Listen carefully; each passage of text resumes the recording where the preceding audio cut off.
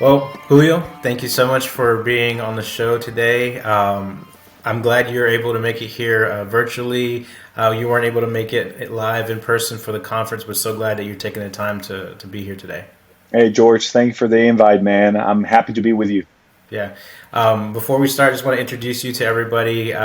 You and I go way back, I think more than 17, 18 years.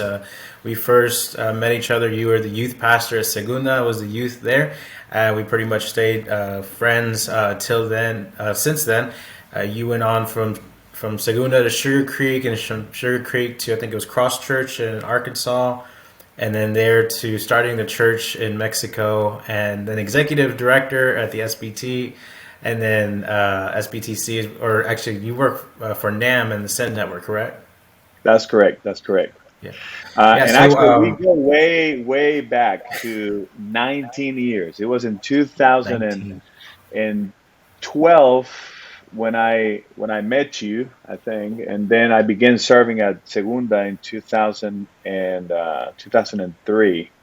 So 2002 is when we met. 2003 is when I began serving at Segunda as the students pastor. Yeah, 19 years. That's a long time. It's a long time. And a lot has happened, and a lot has happened on your side in ministry. And that's one of the main reasons I wanted to have you on to talk about church health and church planning. As mentioned earlier, you're working with NAM, specifically in the Send Network. Could you talk a little bit about what you're doing there? Yeah. So NAM, the North American Mission Board, is a ministry, an entity by the Southern Baptist Convention, and we have three arms. One is focus on disaster relief, and we have another one that is focused on evangelism. But the one that I serve in is the one in church planting, and that is Send Network. So in Texas, the Send Network that I represent is the one that serves through the Southern Baptist of Texas Convention. We have two conventions, and I serve one of them through the North American Mission Board. And what we do is everything that has to do with church planting in this new partnership, I'm overseeing. So I have people that are called church planter catalysts around the state, and what they do is they talk to pastors, and we get in touch with associations, and we serve together to help churches plant more churches. So the North American Mission Board, the Baptist Convention, the state convention, associations, we don't plant churches. Churches plant churches, and that's what we do. That's awesome. So you, as mentioned earlier, you were working for the SBC, and now you're working with the SBTC and then the Send Network. And before that, you planted a church in Mexico. Can you talk a little bit about the transition from going to planting a church yourself and with the team there in Mexico, and now being here and helping churches plant churches? Yeah. So the funny part of the whole story is that since we left Segunda to go to Sugar Creek, I was involved in the worship ministry, and I was a worship leader, worship pastor, but we were always involved in church planting. And we began an Espanol service or Espanol church under the umbrella of Sugar Creek, and then we went to Cross Church, and the same thing happened. We were involved in, of course, as a worship pastor. That was my main responsibility, my position at that church, and then began serving also, helping in the process of beginning the Espanol service and Espanol campus at Cross Church. The Lord called us to go back to Mexico and plant a church, and we did that in Guadalajara. From Guadalajara, came to Tennessee, and now here in Texas, back in the promised land, but now in Dallas. Dallas Fort Worth area, and the transition has been very interesting because we love the local church. So there is one part that I miss, getting involved, more heavily involved in the local church, versus heavily involvement in the local churches and serving our pastors. And of course, we're members of a local church in Fort Worth, and that we just moved about 3 months ago to this area, and we just found the church. We were beginning to serve there, but the beauty of this new assignment is connect with a lot of pastors and connect with a lot of potential planters and potential pastors. When you are in the context of church planting, and when you're in the context of you being the lead pastor, of course you want to make sure that you are getting ready for Sunday, that you empower volunteers, and you disciple new believers, and you baptize those that are being that come to the Lord, and then you want to see these new leaders being developed, and why not have new ministers, new missionaries, new pastors, and that's you work that as a lead pastor to see the local church grow, and the local church doing the work of the Great Commission and the Great Commandment. And now from this new position, what I'm seeing is that, but in a larger scale, to see that happening within the state convention, to see that happening. I mean, we have about 2,700 churches in Texas with this state convention, and what we try to do is to connect as much as we can with all of them, letting them know what we can do together and how we can partner to see churches becoming multiplying churches. Because at the end, that's what we want to see. We want to see churches blooming and reaching the lost, because that's the biggest problem that we have in the world, lostness. And more than being called to plant churches, we're called to go and make disciples. And when you disciple people, when you bring people to the gospel, then people become part of the family, and that family is that new local church that is being formed by those new believers. That's good. That's good. You mentioned that you get to work with a lot of pastors, and you're now privileged to be able to see a lot of churches. You're serving at the local church. You love the local church, and now you're seeing it at a larger scale. Uh, One of the discussions that happens with a lot of ministerial staff and pastors is church health, and that's a common topic, but it's probably not a topic that's discussed or even considered too much with, I guess, like the layperson. So, in speaking to people that are not at the ministerial staff or pastoral level, what would you describe as how would you describe a healthy church or qualities of a healthy church? Hmm. That's a good question, George. And one of the things that we try to communicate with our local churches is, when you have a healthy pastor, also is reflected in the local church with a healthy church. And when the church is larger and you have healthy staff and healthy leaders, then is going to be reflected in the whole congregation. But man, when you see a local church that thrives for those that are not there yet, for the lost, when you see that the church is moving in that direction of fulfilling the Great Commission, uh, you're going to see that there is healthy going on there, because you have the heart of Jesus in them, and you have the mind of Jesus in them, and you have the word of Christ being proclaimed. So when you see more and more leaders that are the are coming are coming to the marketplace. They're going to the marketplace to share what has happened in their lives, and and the outcome of the intimacy with Christ is going to be reflected in reaching the lost and going and being the hands and the feet of Jesus. So when you say, Julio, how can you tell when a church is healthy? It's not for how large a church is, because sometimes we want to see, we can say, well, man, that church is, thousands of people. Does that reflect health? And I would not say that. I mean, I know healthy churches that are large, but I know cults that are large, and that doesn't mean that they're strong in the Lord.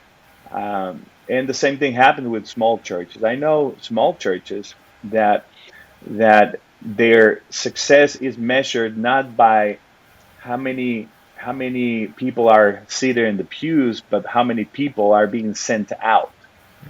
And just to give you an idea, we have one of our planters, and he's part of our staff. He and his church, they've been planting about 8 to 10 churches. I can remember right now if they're about to plant 2 more, but 8 to 10 churches in the last 8 years. So they've been preparing new planters. They serve as a hub, and people. This is what happens when people see that something is happening in the local church, and the new believers come, and they're excited about where they're going to, and they know that they have a purpose, and they know they have been called to serve. This is not a job for just the pastor. Ephesians 4, it tells us that we need to empower and prepare the lay leaders, the church members, to do the ministry of the gospel. So when you see people from the church being empowered to do the ministry of the gospel, and the church is moving in that direction, you see a healthy church. So that's how we see that. Yeah. That's good. So a healthy church is a church, you said, that's sending people out, and it starts with the pastor. A healthy pastor usually leads to a healthy church. In the work that you do with the Send Network, are you involved in helping revitalize any unhealthy churches, or have you done any of that work in the past?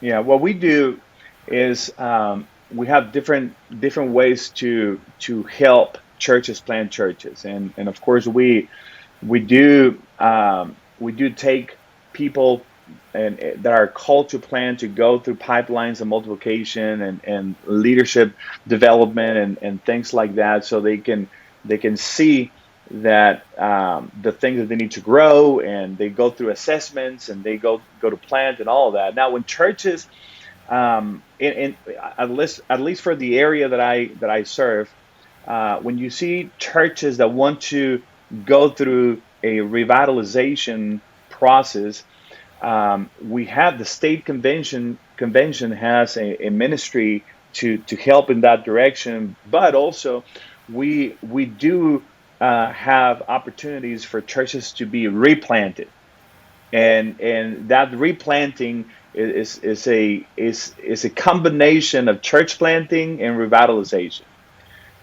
because you start from scratch. You get that, when you have a church that perhaps has been struggling for years, and is in decline, and perhaps they need to do something about it. They feel they need to do something about it, but they need to they're thinking and praying about starting again.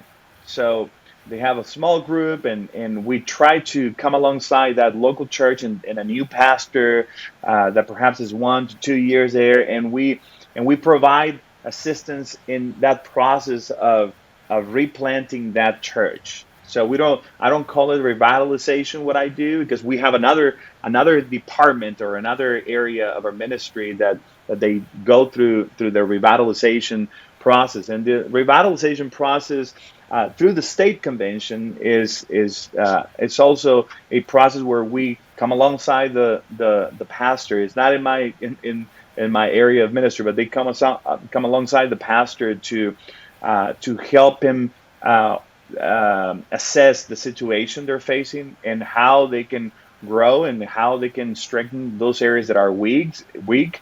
And but at the end is local churches getting stronger, and pastors and staff and leaders just becoming more uh, more proactive into seeing that church fulfill the Great Commission. That's good. Yeah, the first time I heard the phrase replanting, I think I was talking to Sammy Lopez about that and some work that he and his dad and other people were involved in there.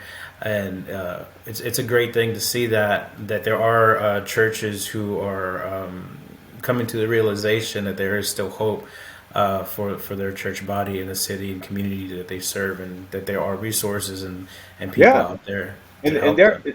and there are some people that are called to do that because you may find a pastor that is praying about replanting, and they talk to this church. Sometimes those churches they don't have a pastor, or they have a pastor that has been there forever and he's ready to retire, and they don't know how to do the transition. And so this new pastor, he comes and he feels that the need of doing something, but he knows that the church needs to have a new face, a new, uh, sometimes even new bylaws, and new leadership structure, and sometimes they even change the name. A different name. We're in the same location, and we're a core group of 30 to 50 people that we're ready to reach our community. I mean, this, what I'm telling you, is the story of many churches, and it's happening right now. Yep. That's good, and it's good that, like you said, that there are those pastors that are seeing that and they're looking for help. With your focus in church planning, maybe there's someone listening to this right now that has been considering that God has a call in their life to plant a church. As someone who goes out and helps identify those people and help them along the way, what are some of the maybe top qualities that you look for in someone who's would be considered as a to start a church plant? Yeah, well, we don't, like I mentioned to you, more than just looking for those candidates. We work with the current churches. We work with those pastors, and those pastors, they know what they're looking for, and they find those candidates. And one of the main things that we do in the assessment process for those church planters is we want to make sure that they're called to do this, because you can be called to ministry, or you can be called to be a pastor, but another thing is to be called to plant, and it's a whole different animal. I mean, it's a different situation, and we want to make sure that that person has a calling, that also that Acts 13 uh, verse 1 and 2 right there is happening organically, that they're involved in the local church, that there is confirmation of the Holy Spirit through the local church, and the local church is praying and also planning on sending him out, sending him out.